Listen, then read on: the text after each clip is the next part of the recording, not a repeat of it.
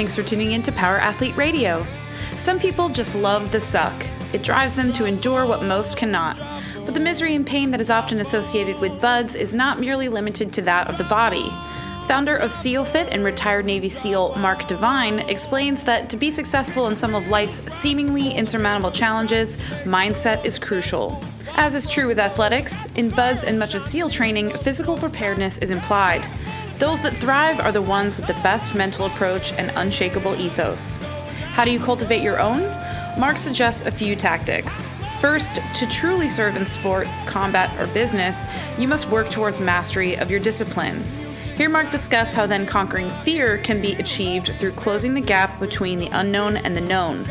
Visualization and running through scenarios in your mind's eye is a form of preparation that mimics actual experience. For instance, right now, I'm visualizing you tuning into this episode and sucking less already. This is episode 186.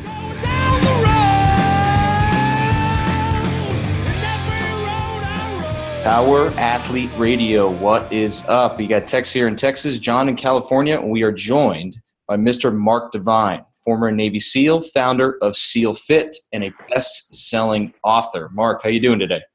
Good, Tex. John, thanks for having me on the show.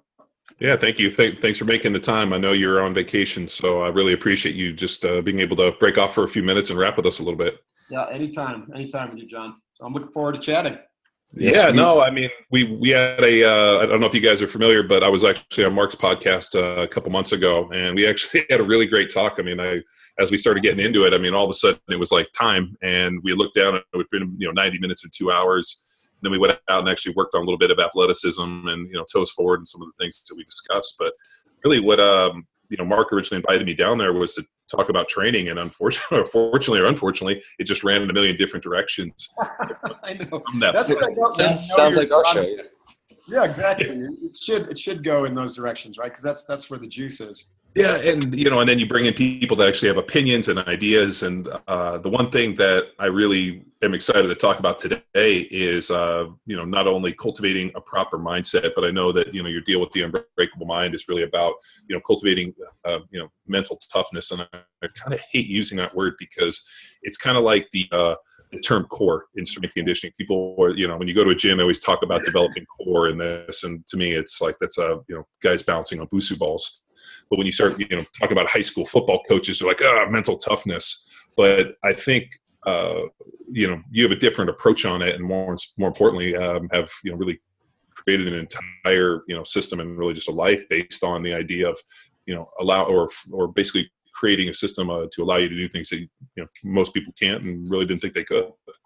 So, yeah. Mark, why don't you, just before we get into kind of the nuts and bolts and the juice of kind of the Unbeatable Mind program, why don't you introduce yourself to our listeners, and they can kind of get a brief feel of who you are before we get into those big details. Okay.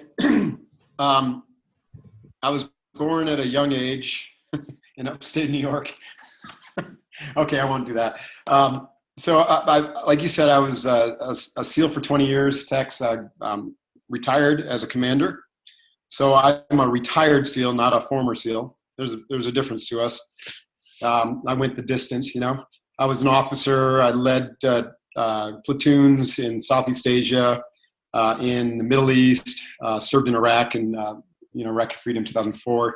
Half my SEAL time was active duty, half was reserve.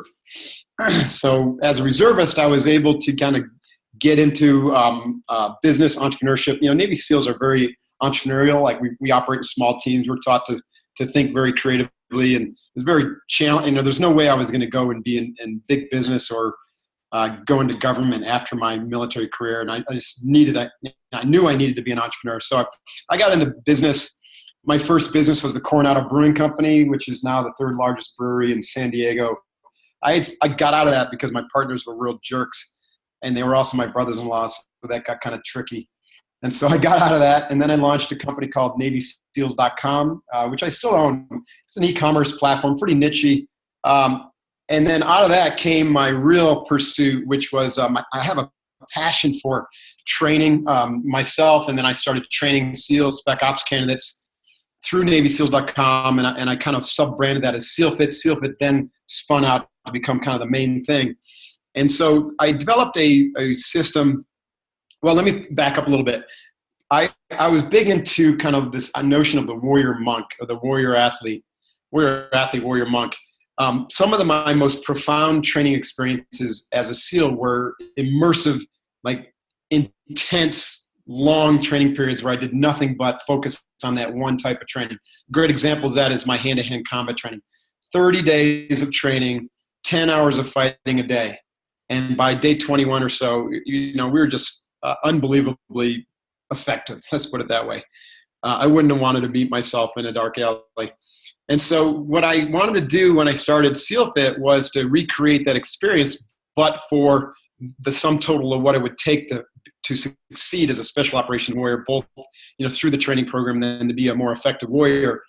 And so I invited people to come train with me at my training center in California for 30 days at a time. And I did 4 of these for 2 years in a row, 4 a year. So I was spending 30 days at a time with these warriors who were come training with me. And my first one I recall, it was basically 4 guys who came to train with me.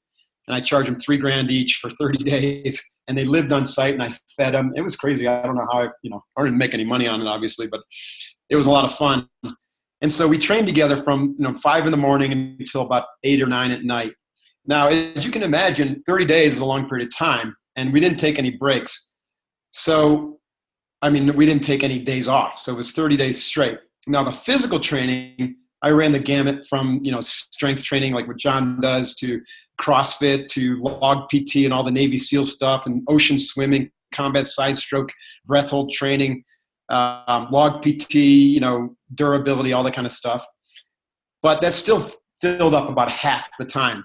So the rest of the time, I really needed to figure out how to go deep, or I wanted to figure out how to go deep on training what I call the inner domain, because I had the outer pretty much wired. And there was a lot of information on that. I had a ton of experience through my years and years as a SEAL and a CrossFitter and whatnot.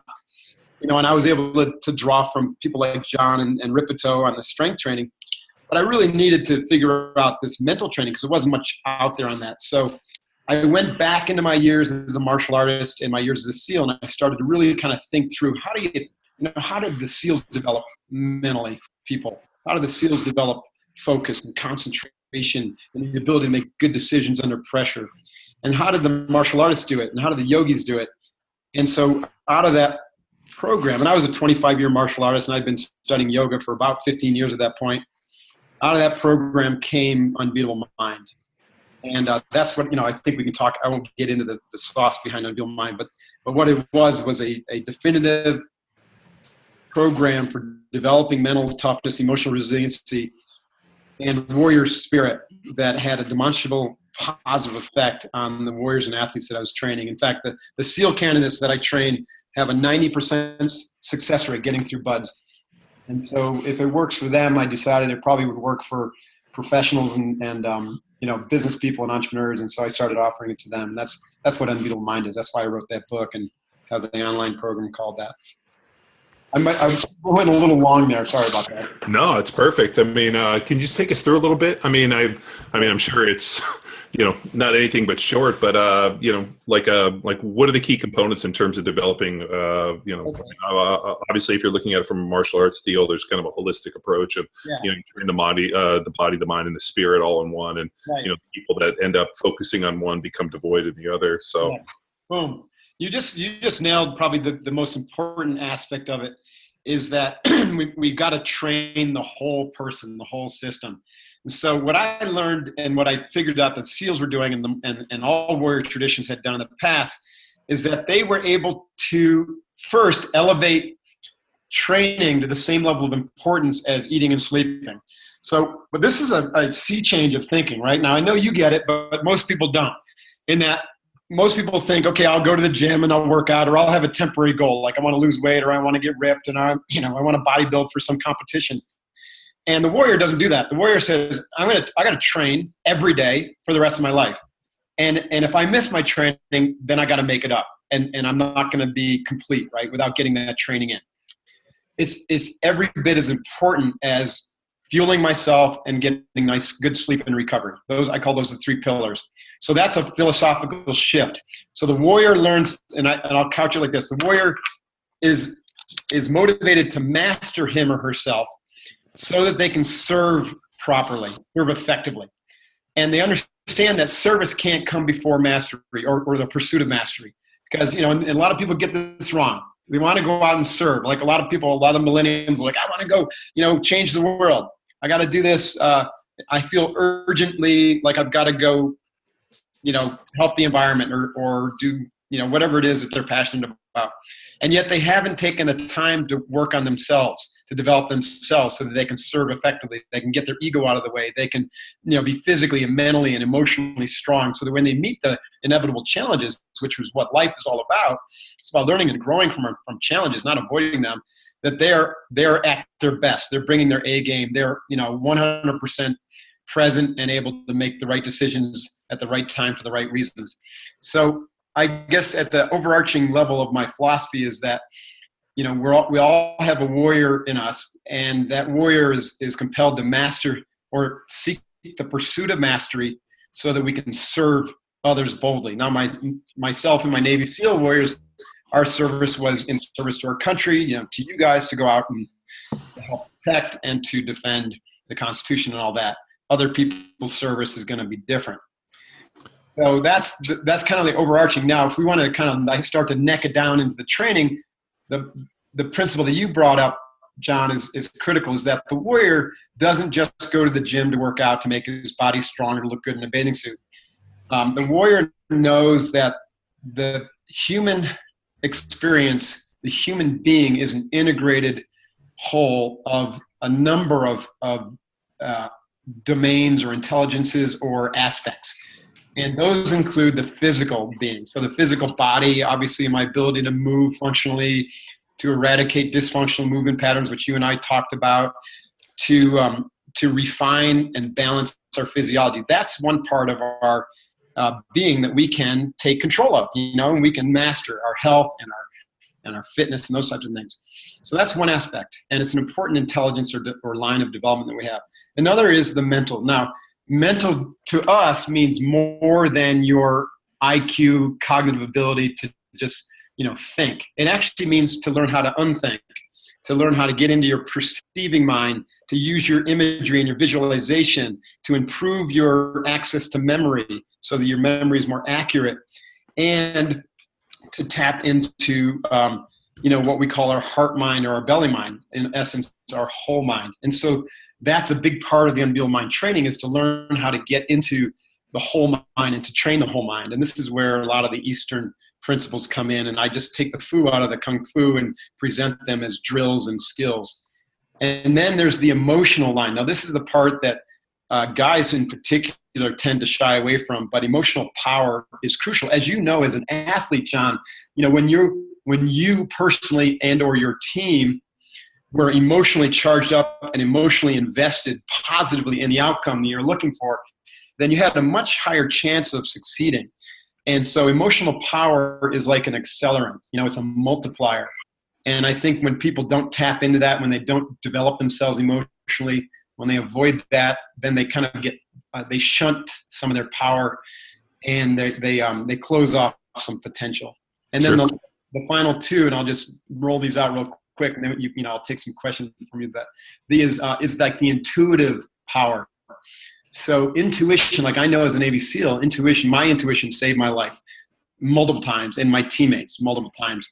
It wasn't mental, it wasn't emotional, it wasn't physical, it was something else. And that, to me was, that's an intelligence that we can develop, and we strive to develop an unbeatable mind.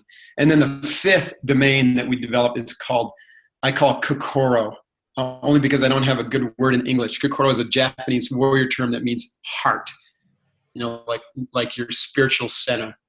And so this is like warrior spirit, your intentionality, the reason you do things, that non-quitting spirit. Why my friend Glenn Doherty, fought to the death for him, for his teammates and to save those Americans in Benghazi. He was the Navy SEAL, my SEALFIT coach, who was killed in Benghazi. Why did he do that? It's because of his heart, his warrior spirit. So I believe that can be trained too. And, my philosophy of the Unbeatable Mind is that when we train these all simultaneously in an integrated manner, then we unlock accelerated development, and it allows ourselves to tap into vast storehouses of potential that we may have had hints of in the past, but we're unable to access because we don't know how. And when you can tap into that potential, then your performance goes through the roof, regardless of what you're applying it toward, whether it's athletics or building a business or academics. Dang, that was a lot. Yeah, I said that's a whole podcast on its own. You've obviously read Musashi's Book of Five Rings, which I ended up reading in college and was probably one of the most influential books I ever had for athletic performance. The idea of like Bushido and dedicating yourself to being the mastery of one thing, for the samurai and for Musashi, it was, the art of warfare to be perfection. But I looked at that and thought, if I could, take a sliver of that and apply it to what I did on the football field, then I would have this infinite ability to get better.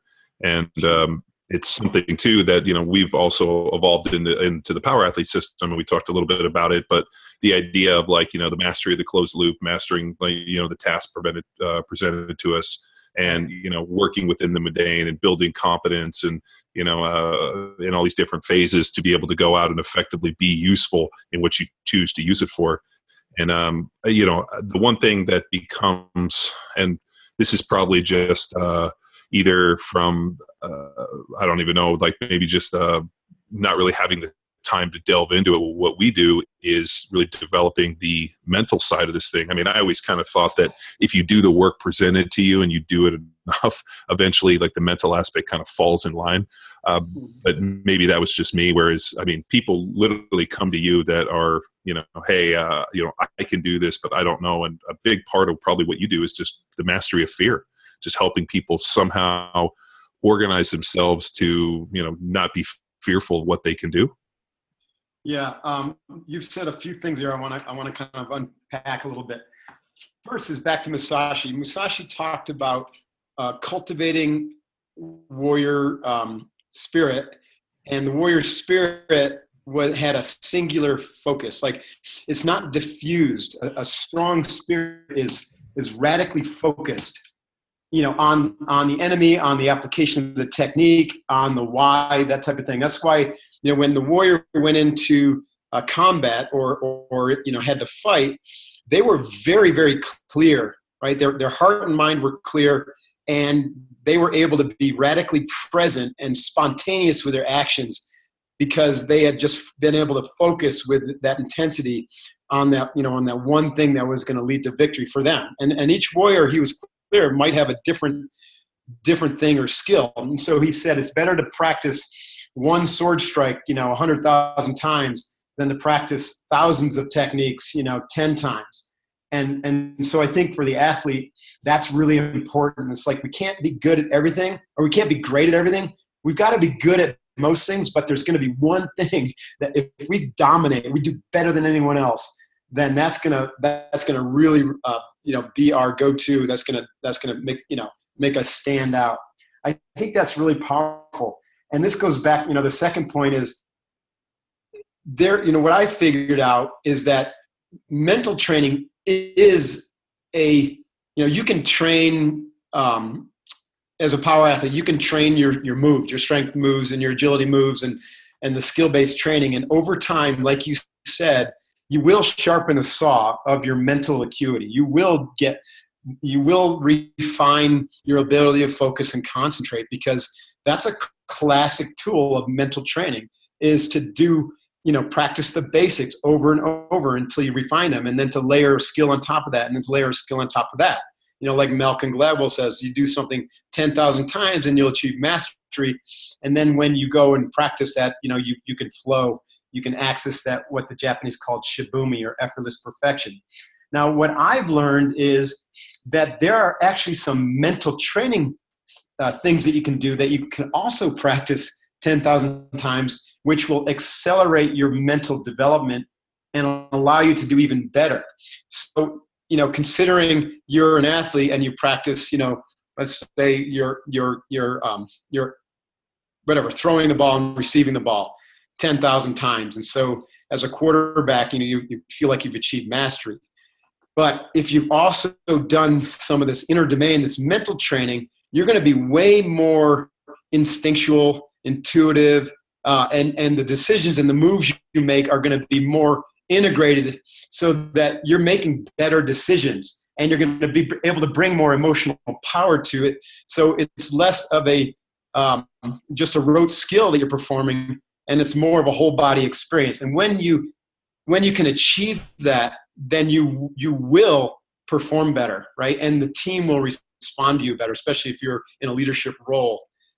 So that's kind of like my discovery, is that you can treat some of these mental skills just like a physical skill and practice them over and over. And what they do is they unlock kind of new areas of mental acuity, right, that have been really kind of hidden from us. And then your comment about fear, fear to me is just it's the unknown, right? And so to overcome fear, we close the gap between the known and the unknown. One of the best ways to close the gap between the known and the unknown, and to know something that you haven't experienced before, is to be able to visualize it, to experience it in your inner domain, experience it in your mind's eye. So one of the best ways to overcome fear, the way the warrior does it, is they visualize, they see it in their mind's eye. They see themselves, dominating, and they see themselves, meeting challenges and having failure. And then they see themselves overcoming that failure, right? So like the Navy SEALs who went in and nailed bin Laden, they had visualized that, and they had dirt dived it, rehearsed it, hundreds of times before they ever got on target. And when they got on target, one of the first things that happened was the helicopter crash. And, the common person would, slide into fear of what that means, fear of failure, fear of, not being able to get home, whatever. There's 100 other things that could have gone wrong. But the SEALs had visualized that. They knew exactly what actions to take when things go wrong. And so they didn't fear that. They just, kept on moving forward and kept on, driving toward the objective, toward mission accomplishment, because they could see it in their mind's eye. They knew, that if they could see it, then they could achieve it, So I've got one of my questions written down here is fear versus frustration. So fear, you talk about, it can be paralyzing, and it's an emotion that can actually be turned into power. Now, what about frustration? And kind of what we're seeing when people are upset about the election, or they run into a stressful situation in life, they shut down. Is it because of fear, or they don't know how to kind of take action and actually do some good with that issue? A big part of mental training is to take control of what is going on in the cranial housing group, right? So it's one aspect of, I mentioned earlier, there's 5 ways that our mind works. One is cognition, thinking, right? And this is our executive function that happens in our kind of neocortex. And so this is the dominant place that we spend most of our time, especially as Westerners. The second is the ability to create images that we've never seen before. So that's imagination. And then to play them back to us like a movie internally. That's visualization. That's a second way that our brain works. Third is memory access. Fourth is dreaming, right? So we're not going to talk about that here, but dreaming is a distinct mental process. And fifth is what we call direct perception, where we perceive something, we're aware of it, but we're not really thinking about it. And this is what happens when you're in a flow state, or you're very present and you're not in a rational, analytical, processing. So the problem, back to your question, Tex, is that most people are kind of stuck in the thinking mode, right? They're not able to switch between these different modes very well. Obviously, they're accessing memory, but because most people are thinking, they're always stuck in either a future or past state, and they're very rarely in a pure present state. Now, sometimes they will be like in a CrossFit WOD, and that's why they feel so damn good. But for the most part, most people are in a present or past state, which keeps them from here and now. Because thinking by its very nature has to be present or future or past, right? You can't be thinking in the here and now. It's a real conundrum. So if our thoughts have negative qualities to them. And we call it an unbeatable mind if they're feeding the fear wolf. So our minds, as you are aware, are essentially programmed for a negativity bias, right? That's just the way we are. It's a survival mechanism. And so because of that programming, and unless you counteract that programming through training or just, by figuring this out yourself, then you tend to have fear-based or negative-based thoughts cycling through your head. Now, we have like 60,000 thoughts a day. Most of them are negative or fear-based, and they can be even subtle. You know what I mean? It's the difference between a negative and a positive thought can also, can be just a fine line, right? And so any thought of anything like a performance or another person or anything that isn't tinged with positive energy is essentially weakening you as a human, right? And we know that through the field of kinesiology, right? So the unbeatable mind training is essentially to learn to quiet, or let me back up, to learn to control the quality, the quantity, and the energy of your thinking patterns in that cognitive rational mind of ours, right? In order to do that, we need to kind of separate ourselves from our thoughts and be able to take perspective on the way that we think, right? So this is interesting because it's a whole new way of like orienting ourselves. Instead of just going through the day and just being like a ping pong ball and bouncing between conversation to conversation and task to task, we get very, very focused on what we're thinking and why we're thinking it and the quality of the thought. Is it positive or negative? And then eventually through practicing this every day, our thoughts tend to become very powerful, charged with that positive energy. We're always feeding the courage wolf. We're focused on the right thing at the right time for the right reasons, and we're saying no to most other things which are going to be distracting and clutter us up. When we can achieve even a percentage of what I'm alluding to, which is the holy grail of the medieval mind, then fear tends to kind of slip away and frustrations kind of go away, because you realize that everything that happens for a reason and has a lesson and is an important aspect of our own both growth and the process, because we made the choice that led to that frustration or led to that challenge happening. And so we're in control, where we take control of what we can control, which is the inner domain. And so anything that comes up that could be a challenge, we approach it with courage, and we're going to go into it looking for the lesson and to use that situation to make us stronger and to become better version of ourselves. I hope that wasn't too mushy, but no, it's great. I mean, it's almost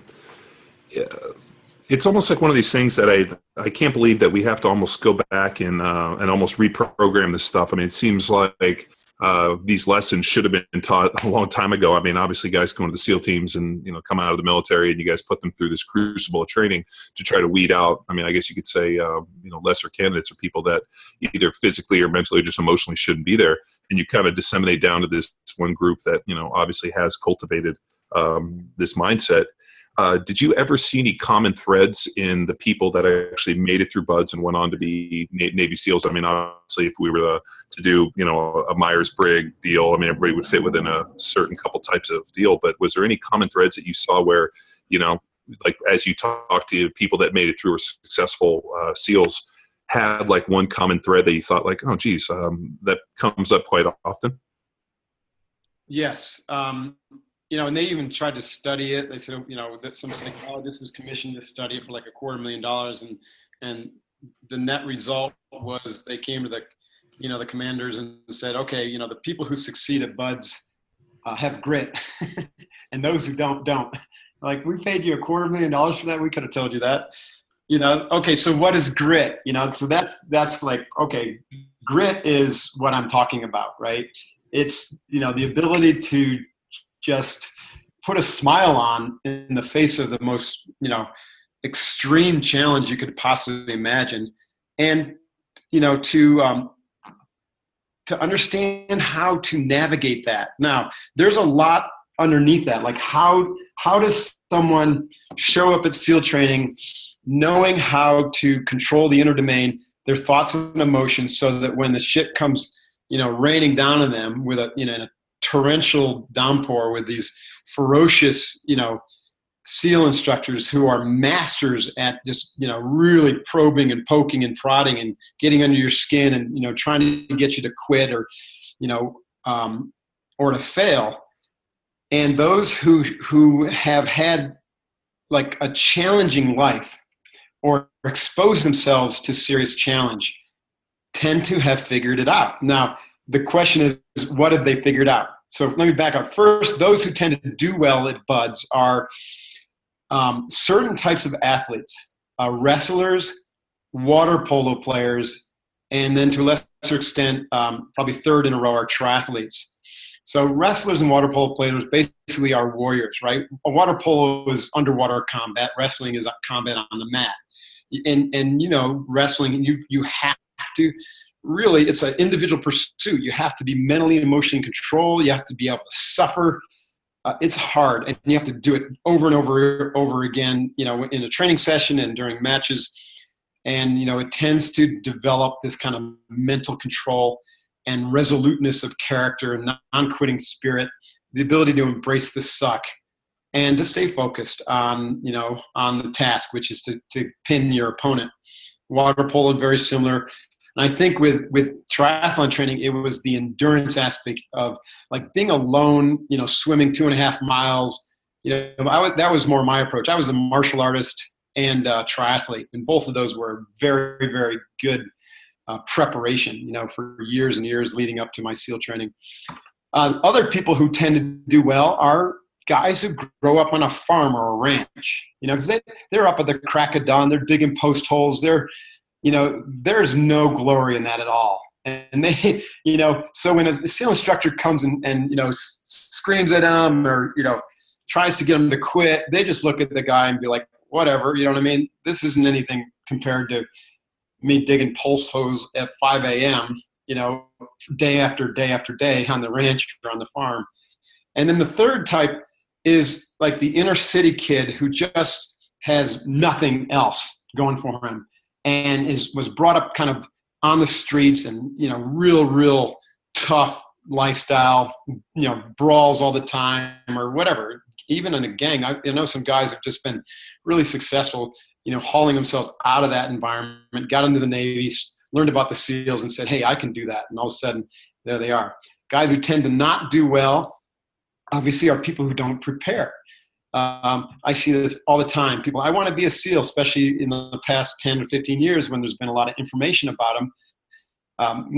When I went to the SEALs, there wasn't anything, right? There was no movies, or there was a few books from Vietnam area. I had to kind of guess at what it was going to be like, but now most people, it's a big fantasy for a lot of people. And they think, if they can play the video game, they can be a SEAL. And even though they can meet the minimum requirements for the entry, that's not enough, right? It's not even close to being enough. So people who don't learn how to prepare their body and mind, like the wrestler and like the water polo player or the farm boy, they don't make it. And then the other type is let's say the athletes where things tend to come easy.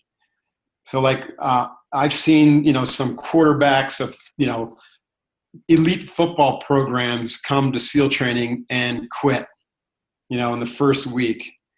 And it's because they've trained, they're athletic, they've got the physical skills, but they haven't had to deal with failure. And there's one thing I can tell you at SEAL training is you will deal with failure because it's preordained, it's set up for you. They bring the challenge to you and they make sure you're going to fail. You want to see how you're going to deal with that, because the whole point about SEAL training is the team, the instructors are selecting the next teammates, and they want to see how you're going to respond when the shit hits the fan and things start falling apart and you fail, right? Are you going to break down, or are you going to pull yourself up by your bootstraps and help your teammates out? So that's kind of a broad brush, but I would say what's really going on underneath the if you pull up the hood, is those who have the grit are able to control their mind and their emotions. Now, here's the secret sauce. How are they able to control their mind and emotions? Either because they learned, like I did through a martial artist grandmaster who helped teach me this, or they just figured it out on their own. They learned to control 4 things, or to develop 4 skills.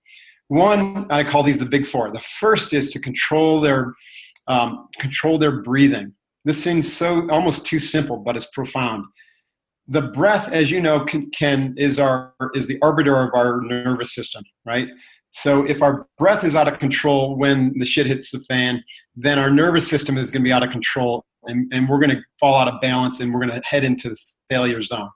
So by controlling our breath and slowing it down and breathing through our nose, and the SEALs call this the tactical breathing, then we can actually be constantly triggering our parasympathetic nervous system, which is our rest function, which is sending signals to our nervous system that we're in control, that everything's okay.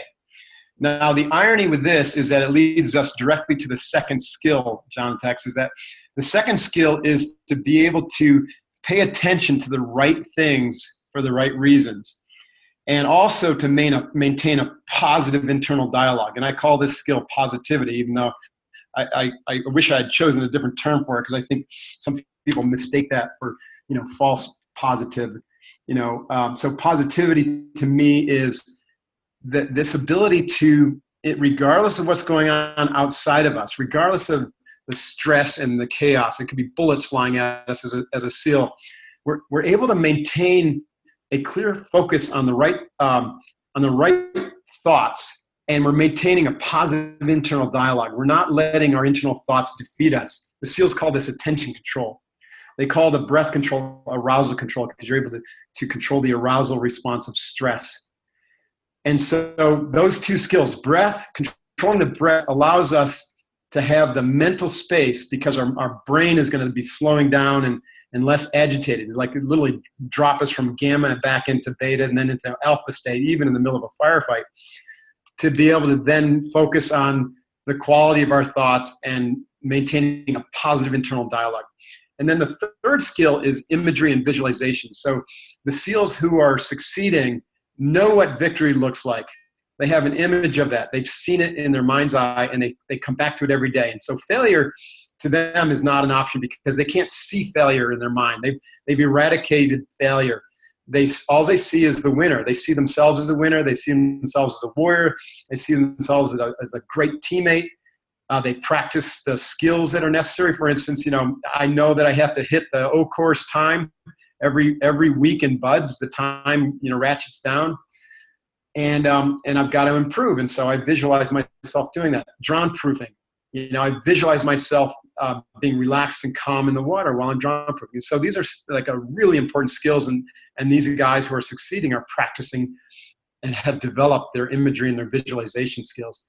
And the fourth of the big 4 skills is task orientation, or micro tasks. So the ability to link tiny tasks to the bigger tasks, which are linked to, which are going to lead us to victory, right? And so if my mission is to get through BUD/S, I'm not focused on, the 10 months that BUD/S is and thinking, boy, I wish it was at the end.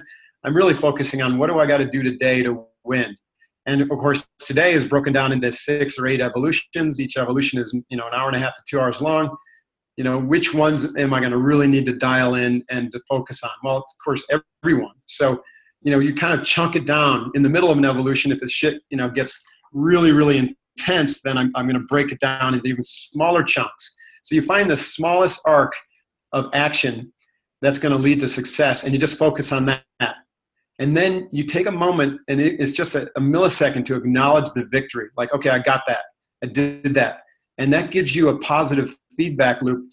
And then, you focus on the next task. And pretty soon you've just got a lot of momentum toward victory that you can't fail. So this is what I've parsed. That, and combined with this ability to radically focus on your team as opposed to yourself. So those are like the 5 key things.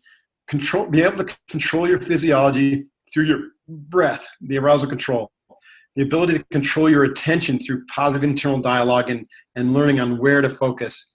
The ability to use your internal imaging self, your visual mind, to help kind of power your momentum, power your actions, so you can always kind of check in with that and ask if you're on the right path. And then the ability to chunk down your tasks to these micro tasks so you can focus on the small things that are going to lead to victory. And then your ability to really realize it's not just about you, that, you actually have a team, and, if you can focus on that team, then it's going to give you a lot of emotional energy, a lot of emotional power, and their team is going to have your back, right? So if you're helping them, they're helping you. Yeah, this is, I've seen a lot of parallels between other people, other professionals that have come in and talked about mental control. One which is John's buddy, Andy Stump, who talked about that chunk it down. Yeah, Andy's a SEAL. Yeah. He was like, just get me to the next meal. I know I eat no matter what, every 6 hours. That's all I'm going to think about. Yeah, Tex, the SEAL community is pretty small, so they always tend to know each other pretty intimately. But actually, Mark, I don't think I told you, but my Uncle Bill was a UDT guy in Vietnam. No kidding. Yeah, and was so he, I guess before, actually, I think there was a distinction between, I think they were like frogmen and UDT, and then it kind of more. Yeah, the SEALs, all the SEALs came out of UDT, and they had a parallel program, but everyone went through the same training, and then you got either assigned to a SEAL team or a UDT team, and then there was crossover, like you could go from UDT to SEAL or back. UDT would focus mostly on the Frogman mission, which was like beach reconnaissance and the underwater work with the submersible programs. Then in 1985, they basically decommissioned the UDTs and converted them into SEAL teams, additional SEAL teams, and then the 2 SEAL delivery vehicle teams, which is a horrible, the SDVs, which was the mini. I actually served on SDV Team 1. Which was, you had mini submarines.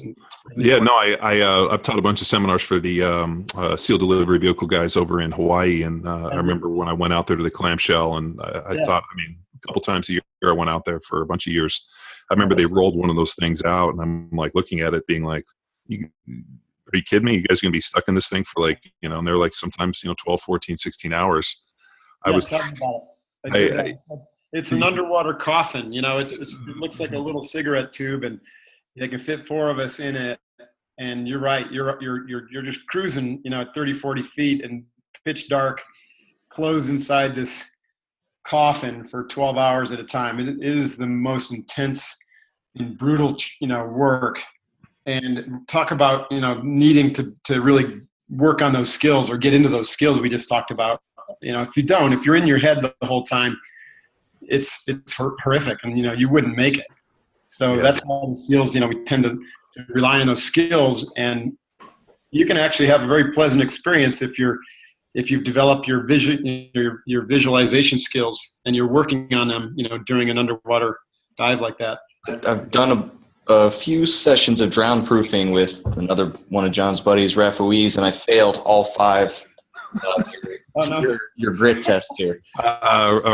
Tex, what's ironic about that is my brothers and I developed a game that was actually called Drowned 'em, and we would get in the pool, and somebody would get behind you and actually could get you in the best hold they could, and then they would put you underneath the water, and then you had to fight your way out of it. And that was actually our favorite game from the time I was 3, 4, 5, 6 years old, and we almost lost several people in our pool come over and didn't want to come over because I was like, "Hey, this is how you get in the pool. You got to play Drowned 'em." And dude, we would just dive on people. And oddly enough, and then I go down to junior lifeguards. You get out in the ocean, and people are nervous. I'm like, "No, it's not nearly as bad as my brother's holding me under till I almost blacked out as a kid."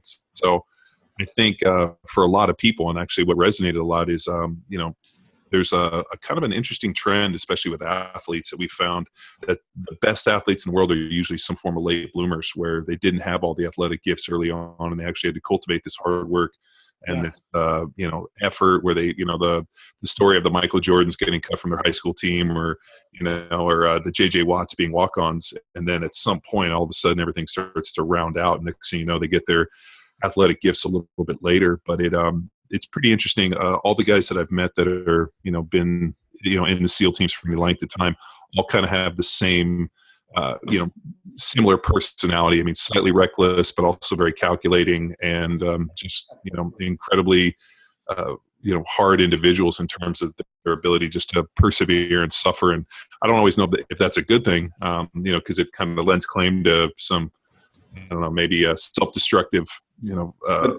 and deals like with alcohol or whatnot. But it's kind of universal. I mean, it's like the guys that are successful football players. Like there has to be this kind of fast and loose, not really nervous if you get hurt kind of mentality that definitely kind of plays into that.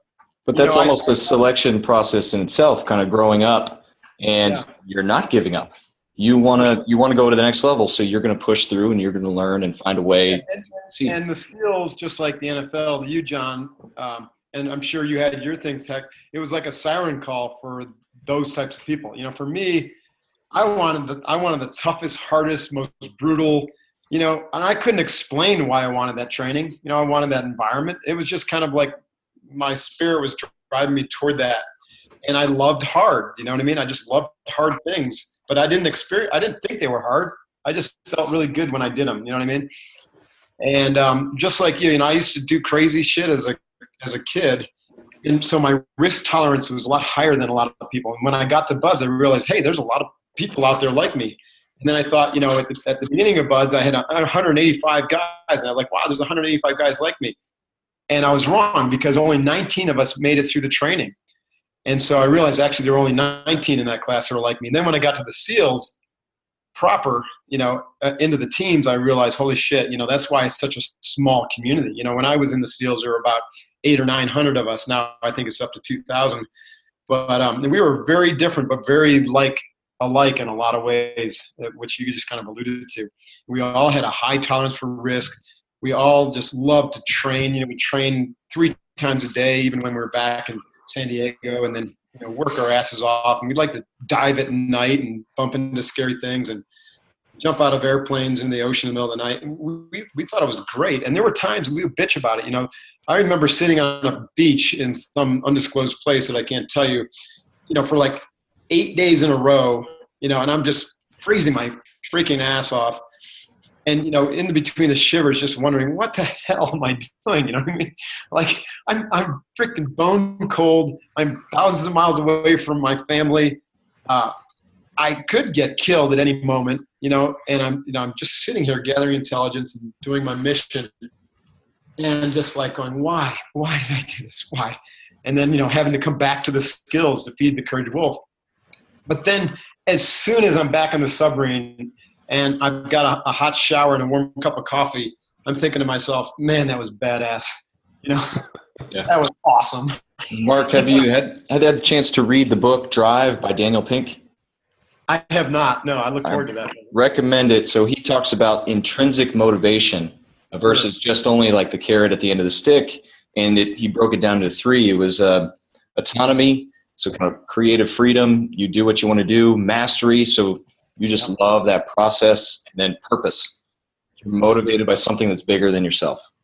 Yeah, I love that. And that's part of the Unbeatable Mind philosophy is, once, developing the control and the mental skills is important, but focusing it on the right things is equally important. And so that's a whole nother skill area. And so that speaks to kind of that purpose and that what's driving you forward. And I love that. So I'm going to grab that book. So we like to look at it as this notion of your ethos, and your ethos is what's going to drive you forward and provide that compass. And ethos is a combination of what are you passionate about? What is your purpose or your sense of purpose? And what are you principled about? The combination of this ethos is going to tell you where to focus your mind and what actions to take, and also to help you know where to or when to stand your ground, right? So that, if you get pushed left or right, you're going to have to put up a fight, right? To stand your ground for what, you believe is important in life or in, on the mission, so to speak. So this is kind of the harder part because this, developing a personal ethos like this requires a lot of contemplation, right? And this is another, I'm glad you brought that up, Tex, because this is a part where a lot of people scratch their head at first with regards to my philosophy and what I talk about, is that I think that, people are spend too much time in distraction, spend too much time doing instead of being, take on too many commitments, are just running from one thing to another. And it's endemic in our society that, people are just radically distracted, and they're not able to slow down enough to do the deep work, to focus on what is it that I'm meant to do in my life? What is my purpose? What's my overarching driving reason for being? And then what am I passionate about, which actually should be asked, kind of before that, because, what you do in life should lie at the intersection of what your purpose is and what you're good at and what you're passionate about. You know what I mean? Because I could have done a lot of different things than be a Navy SEAL, but my purpose in my early 20s anyways was to be a warrior and to serve my country. I wanted to be a warrior and a leader. And so I could have done that in a lot of different ways, right? Depending upon how I defined warrior and leader. But I was passionate about the things that we've already talked about. I was passionate about athletics. I was passionate about fitness. I was passionate about challenge and risk and leading. And I was passionate about the outdoors. And all of those things pointed me toward the SEALs. And my principles gave me kind of the boundaries. So I knew where I stood every day. That was my stand. So that's important. I think that's really important. These things go hand in hand. Every day we do some training to refine our mental processing power. We practice those big four skills. Those aren't just things that we do naturally, or if they develop in us. Those are skills that we can practice. And then we spend time reflecting upon and aligning with our ethos. And when those kind of come together, then, we start to see serious momentum. I went off into lecture mode there. Sorry. No, taking it all in over here. No, it's great. I mean, it's getting into such a, kind of a deep level in terms of looking at all these different layers. It's and I hate to say it, it's almost like building a cake with just a ton of different layers. I mean, it's you have to have the physical ability to do what you want. If you are, if fitness or strength or speed or whatever these different factors are your limiting factors, then you almost have to take care of those. And almost when you get into a selection process like the SEALs, everybody's fit, everybody's in good shape, everybody, should be there based upon age and classification, all these different factors. And then you start layering in, how much can a person take? Can they learn? Can they follow directions and all? And then it just seems like just a layering effect. And it's what's most interesting is it's really driven by you as former SEALs. I mean, the idea of guys are active and they come back and they teach as BUD/S instructors, and it's almost like this almost like social responsibility for you guys to not only train but also pick the best next crop coming through, because these potentially are going to be your teammates down the road. Which is it is so amazing if you think about it, because and I just kind of related that back to football, where you have coaches making decisions about who your teammates are instead of other teammates selecting who their teammates are based off of maybe intangibles. Maybe this guy isn't the best player, but at least I know he's not going to quit. And I sometimes wonder if that mentality in terms of if you look at just other things. Would be way more beneficial into the success of other let's say sports or other type of things. So no, it's there's definitely America's done a really good job, or Hollywood or whatever it is, about creating a lure of the SEALs. And I remember my Uncle Bill telling us stories about explosives. That's all he said his favorite part about being a UDT guy was he got to blow shit up.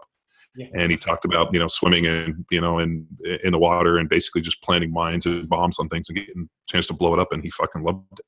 And and that was his whole deal. And then he went on and actually worked for the stood up the the bomb squad in LA and actually worked doing that. So it's just there's a reason why people have really romanticized it, because it's a high barrier to entry, and and it's people. I'm sure it's very hard to fake to be a SEAL. Nobody's getting in through that's unauthentic or can't do the work or get slid in or a favor. I mean, you guys don't, you guys hold the standard, which is really pretty inspiring in today's world. Yeah. And you know what, John, you're right. You can't fake it, but it's also a long game. And so we have this saying that you got to earn your trident every day. So the SEALs, the insignia we get is the trident. And so it's become a little popular recently, but most people didn't really know what it was until maybe 10 years ago. That's that eagle that we wear on a chest. It's actually an eagle with a flintlock pistol with a Navy King Neptune's spear, and then the Navy anchor, right? And so it represents sea, air, and land. And the SEALs are an acronym: sea, SE, air, A, and L for land. And that means that we can operate in all those, in and on all those environments effectively at any point, or at any rate. Once you get through SEAL training, a lot of the young guys, and probably myself included, were, feeling pretty froggy, meaning we felt pretty good about ourselves. Like, hey, we're special. We got it through SEAL training. Very few did that. I was the honor man of my class, #1 graduate, and they gave me awards. And then I show up over at SEAL Team 3, and you know what? I was a fucking new guy. And I needed to prove to these teammates, I proved to the instructors at BUD/S that I could be a teammate, but now I needed to go prove to my teammates that I was a teammate. And so that's what the saying, we got to earn your trident every day, means. Like, don't rest on your victory from yesterday. You got to do the work today. You got to prove that you still got it. And I know SEALs who lost their trident, meaning they didn't lose it by leaving it behind. They literally had it taken away from them because they basically stopped growing. They stopped doing the work. They stopped training. The SEALs don't ask you to be perfect. They know that you can still have things trip you up. You could have some emotional baggage that you brought to the teams that led you to slip. But as long as you do the work, they'll keep you in the team. But if you don't do the work, if you give up and you take things for granted, and which means essentially that you're saying that you're more important than your teammates, then that's when it's time to go, right? And you will be off the team, because every single action, every single moment of the day is being watched. And not like in an authoritarian state kind of way, but I mean your teammates are always observing. And what they want to see is that you're putting out, you're taking care of yourself, you're taking care of your gear, you're taking care of your teammates, you're focusing on planning and prepping and envisioning the win for the mission. And if you're not doing that, then what you're saying is you don't care about the mission or the team, because you could be the one link that destroys the entire mission and leads to loss of life. So you got to earn your trident every day. And that's such a powerful motivator for me. And, I think everybody could really benefit from kind of adopting that notion that every day we get up, it's like my martial arts instructor, Nakamura, used to say, one day, one lifetime. Yesterday's gone. Tomorrow hasn't happened. All you got is today. So let's make it a good one. Let's do the right things for the right reasons. Let's not waste our time, screw around. Let's train ourselves physically, mentally, emotionally, and spiritually. Let's take care of our teammates and our family, and let's move the dial, so that we can be better people today. And then we'll worry about tomorrow. We get on here and talk about strength and conditioning and the idea of, fostering the mindset that you need to persevere and really become, something, bigger than yourself, and also attach something greater than yourself is interesting. And it's always fascinating to hear how people get to it. I mean, for me, it just seemed like, I didn't like to quit. I mean, that was, and whenever people ask me about, how did you, do the job you did when it was cold and when it was hot, and, pain and injury and broken bones and all that. And that just goes back to, I just didn't like to quit, and I don't like to lose.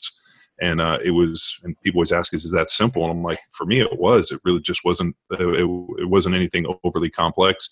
It just, I didn't like to lose, and at the end of the day, like, if I wasn't playing or doing my job, that was losing, and I fucking hate that.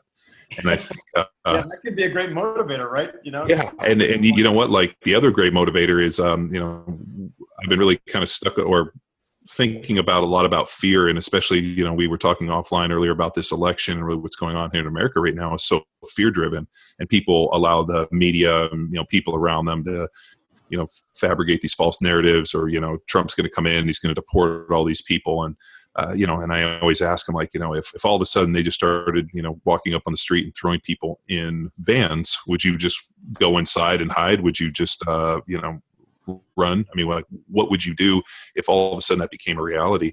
And most people don't have an answer. And I'm like, no, you would, if all of a sudden you're walking the street and somebody, comes out and asks you what nationality or, what religion you are, and you tell them and they throw you in a van, those people that didn't have a social responsibility to stand up against the things that are happening. Right. And, like, so it just kind of blows my mind a little bit that people are being so driven in fear, and they figure that, that all of these terrible things are now going to come to pass. And my comment is like, do you really think that one person, after all of these years, getting elected, all of a sudden these terrible things are going to come to pass, and everybody would just be, placid and just kind of hang out and let it all go down? And the sad part is a lot of people would. I know I wouldn't. My wife and I talked about it, and she's like, if they wanted started registering people on religion, what would you do? I'm like, I could go down and register all the religions. They can, I'll be happy to register as everything. I mean, I'll be Jewish, I could be Muslim, I'll be everything. And the idea is that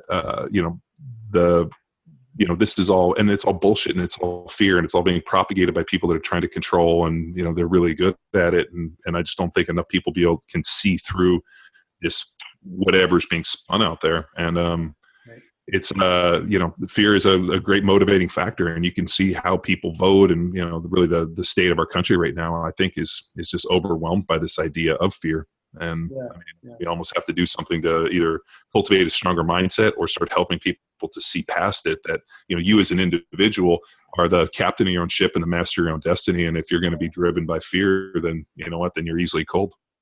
You're right. The ultimate reality is that even bad shit will happen, right? We cannot control what happens in the external world. I think collectively, we can, because we create that reality, but the reality is already created. So shit's going to happen, but it doesn't change who we are, right? When you succumb to fear, what you're saying is, I am essentially a victim of what happens outside of me, and I have no control over that.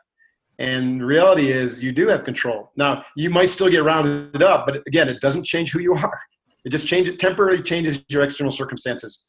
One of my favorite authors is Viktor Frankl, and his Man's Search for Meaning talks about this. He even found great meaning and joy in the middle of a Nazi concentration camp, because he realized that the Nazis couldn't take away him. They couldn't take away his spirit, his consciousness, who he was. And as long as he realized that, then he had everything, all the gifts, all the peace of mind, all the happiness, was right there for him, regardless of his external circumstances. So I know, but the whole idea of it sounds simple, but it's not easy. It really isn't easy. It takes practice. It takes practice and mentorship. I mean, really, and I think that's what you're doing a great job of. Is not only providing mentorship and yourself, and really just a system that people can follow. And if I think if they can do it, then obviously it puts them in a better place. And hopefully it's better for the next generation, and they all of a sudden the fourth turn we come out a little bit better. Which we actually talked about that book earlier, and actually I will buy that on Amazon today. Yeah. So Mark, in case people want to get in touch with you, I know we told them check out your podcast, Unbeatable Mind Podcast, but if they want to reach out or follow you, what do they got to do? Well, Facebook, Twitter, all that kind of stuff, and my team managed that for me. So that's a good place. Two websites where most of my stuff happens is SEALFIT.com, SEALFIT. That's where we do our kind of hardcore functional training to develop mental toughness and resiliency. And then my executive coaching program is called Unbeatable Mind, and that's unbeatablemind.com. And that's a good book to start with. If someone's intrigued with what they heard, just pick up Unbeatable Mind at Amazon or something. That'd be a good place to start. Thank you guys for your time. Super. Yeah, this was amazing. I really appreciate it. Yeah, it was a great honor to talk to you guys. Have a great day, and happy Thanksgiving. Yes, sir. Thank you. One day, one lifetime, one premier podcast in strength and conditioning. This is Power Athlete Radio. We're out. Now it's time for you to empower your performance. Learn more about the SEAL Fit program and the Unbeatable Mind podcast by heading to www.sealfit.com. Or if you're feeling uninspired while sitting at your cubicle completing TPS reports, follow SEAL Fit on Instagram and you will immediately feel bad about yourself. Until next time, bye!